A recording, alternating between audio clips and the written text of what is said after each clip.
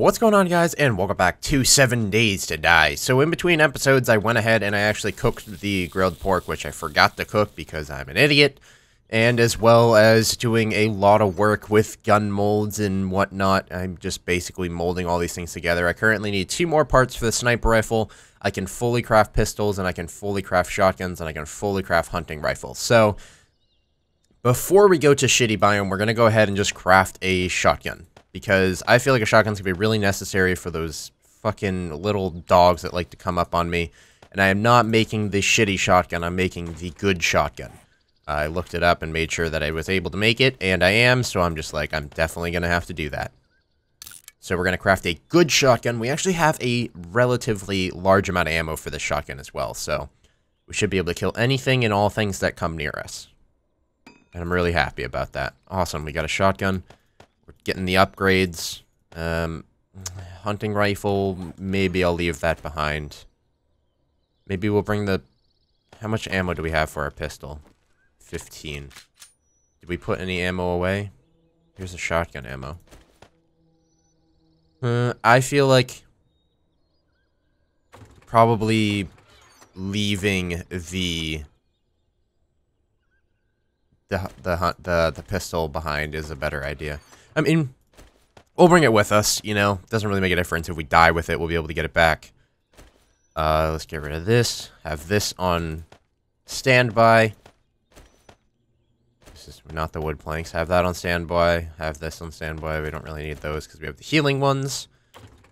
And I think we are ready to head over there. Our pickaxe could use some repairing. Let's go ahead and repair our pickaxe before we go. That way it actually breaks things a little bit faster, because we're going to need a pickaxe a lot more than anything else. We have a whole bunch of shit on us too that we should probably drop off. I also went ahead and stopped being an idiot, and wow, it's exactly 45 to get it that high. I created the rest of the armors, but I realized that the scrap helmet wasn't any better than my Kevlar helmet. So this is currently what my guy looks like. There's another cool thing that happens with the scrap helmet. Once you put the scrap helmet on, the scrap armor kind of changes color. I think it's just because you kind of like complete the set kind of thing. So I made gloves and boots and the helmet. The thing about the helmet, it just changes everything. It's really cool, but it's not as strong. As you can see, it's 30, 50, 30, 40, 40. And this one is 80, 90, 80, 90, 90. The Kevlar helmet is so much better. And I guess I took off my glasses. Here they are. Give my glasses back, dude. I'm blind without them. So, we're not wearing the full scrap armor because the Kevlar helmet that we found is so much better. So, we're going to be heading into the shitty biome, and we're also going to try and find the airdrop which dropped last episode, because it could yield some really cool things. I did some organizing. I'm kind of working on it still. There's still obviously some things in here, like the rocks and stuff, that need to be moved over. But we're doing pretty well. I mean, our defense should be pretty good. I think the star is what saves that. I'm going to click it once and click nothing else. Currently, this is all our protection, which is pretty damn good. Our averages are right here. I guess the best is probably punch, because that's what zombie does, and our average is 61%. So that's pretty damn good. But I think it depends on where they hit us as well. I'm pretty pumped and stoked about this shotgun, though. It's the first shotgun we've had. We will not let it break, but if it does break, we can obviously craft more. So, the airdrop was if we stood at this wood plank and lined ourselves up with this little corn stalk, we should be able to get there. I was thinking about making coffee before we went, but it just kind of like slipped my mind, and I didn't really do it, and I don't really want to go back now that I thought of it. I mean, it would help a shit ton and would really be useful, but, you know, YOLO. We'll be able to make a bunch more from when we actually start upgrading and building and that kind of stuff. We'll just keep drinking coffee and we'll never run out of energy. We'll probably do that when we mine as well. When we go ahead and we dig into the ground, it's probably not a bad idea to just drink some coffee and be able to infinitely hit at the max damage. Hello, zombie. Just line ourselves back up. And apparently, if it's floating, there is a few ways to get it down, in which I didn't read.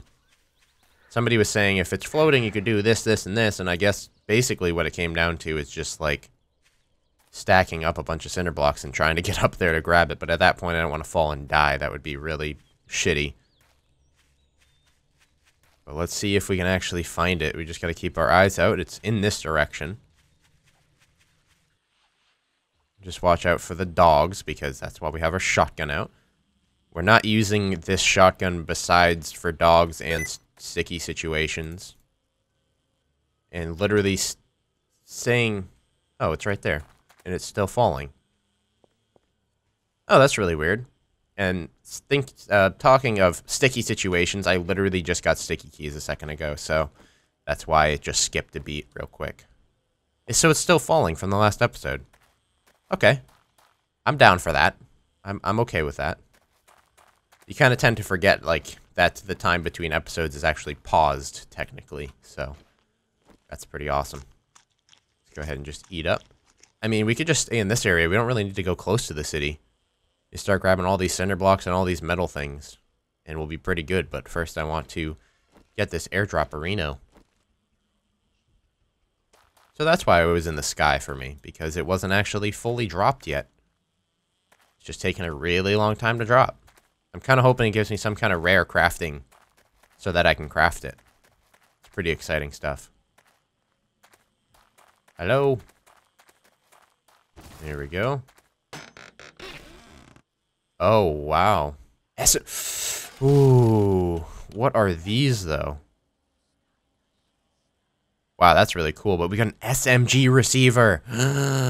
Oh, my God. I've never had an SMG since, like, Alpha 9. It's insane. All right, cinder blocks. And these. So... I know this might come to be pretty boring of an episode with me doing all this kind of stuff and breaking all these metal pieces, but I have saved some things to talk about. So yesterday, I did mention that I was trying to organize another Hunger Games. So what goes into that is essentially inviting other YouTubers along, is one.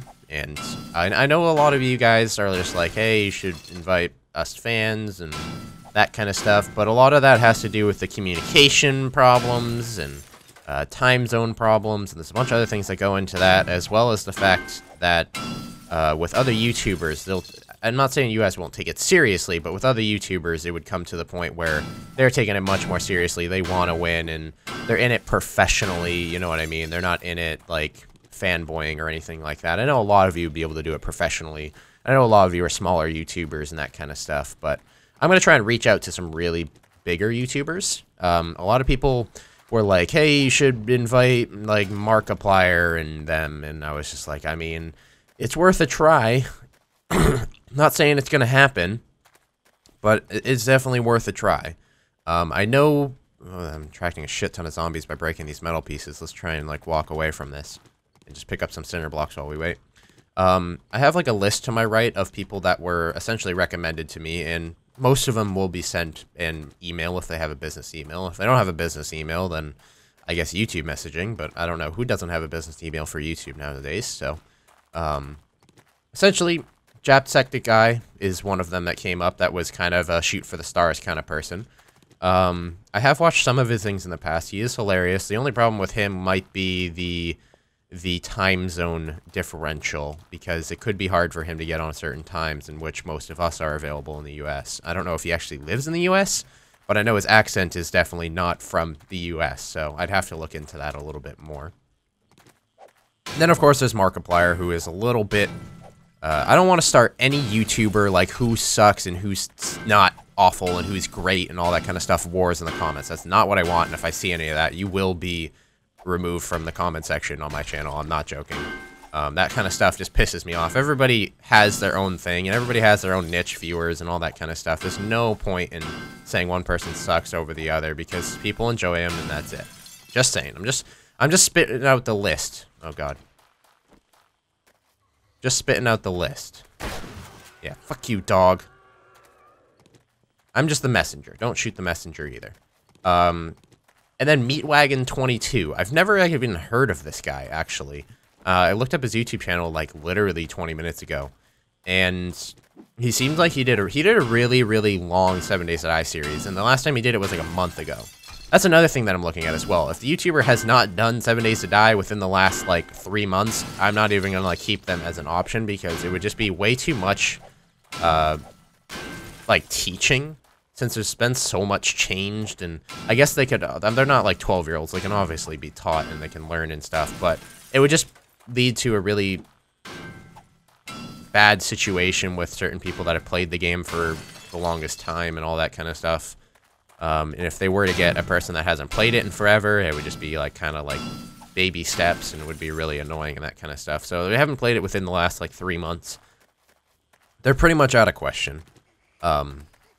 But Meatwagon seems like he has played within the last month or two, so he might be kind of up to date with most of the stuff. He'd have to learn some other things, but I think it would be pretty cool to get some new face along. I didn't even watch this video, so I don't know where he's exactly from.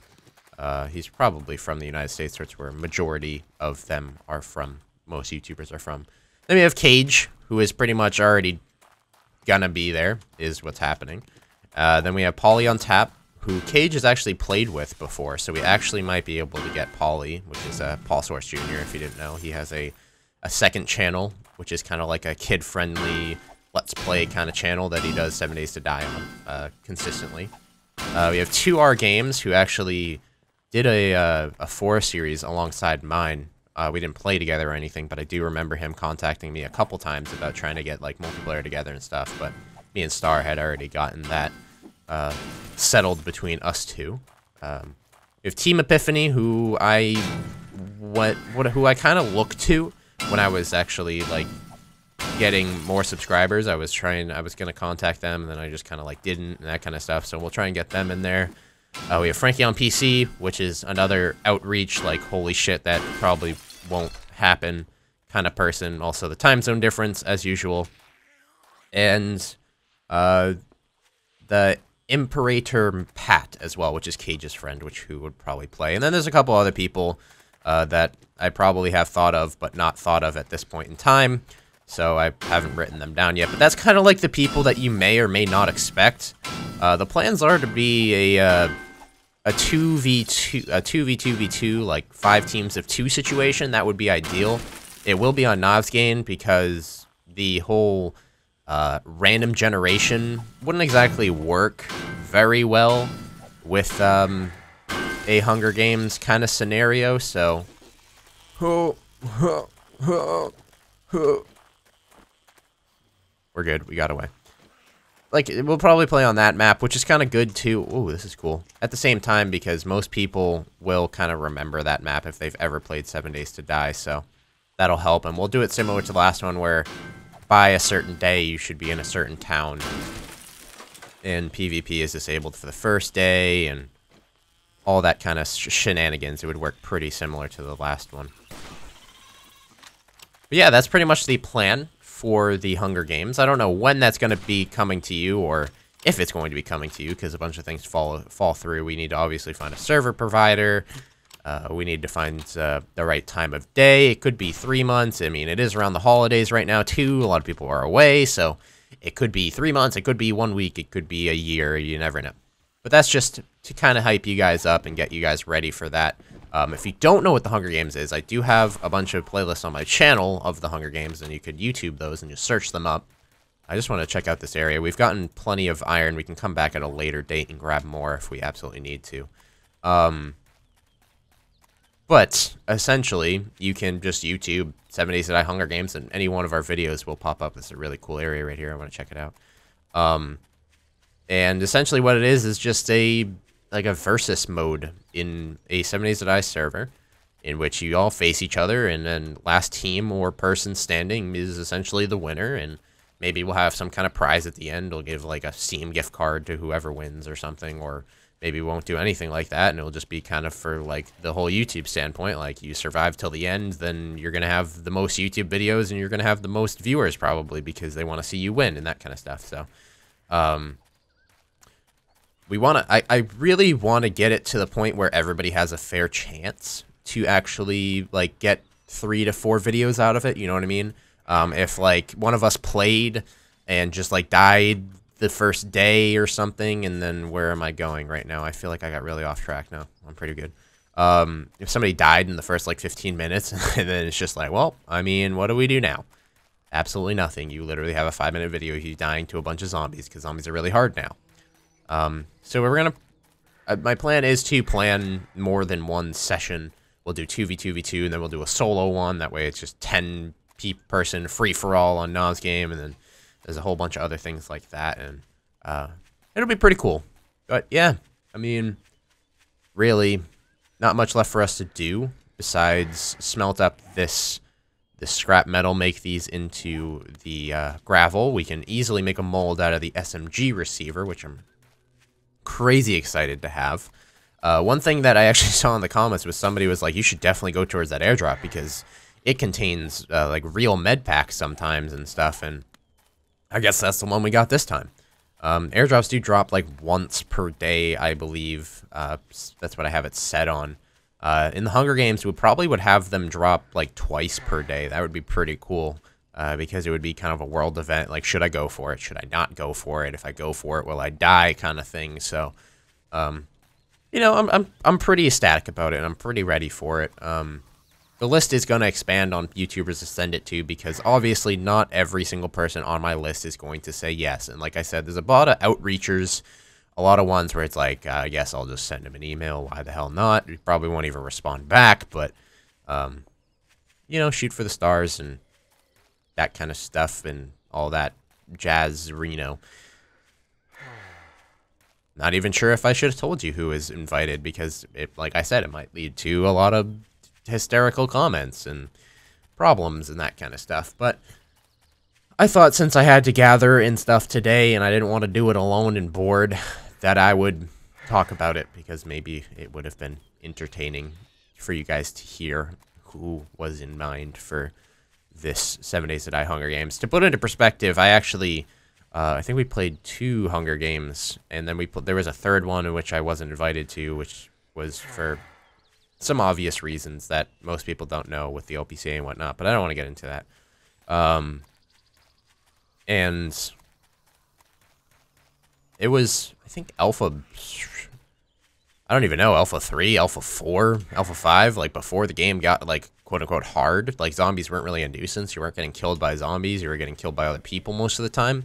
But I feel like a lot of it would be, like, a lot of friendly interaction and encounters and stuff because it's a lot more dangerous now and that kind of stuff. So let's go smelt up this stuff and get going with it. Thank you guys for stopping by today's 7 Days to Die episode. Hopefully it wasn't too dreadfully boring for you. I thought I'd just tell you what the plans were for the Hunger Games today.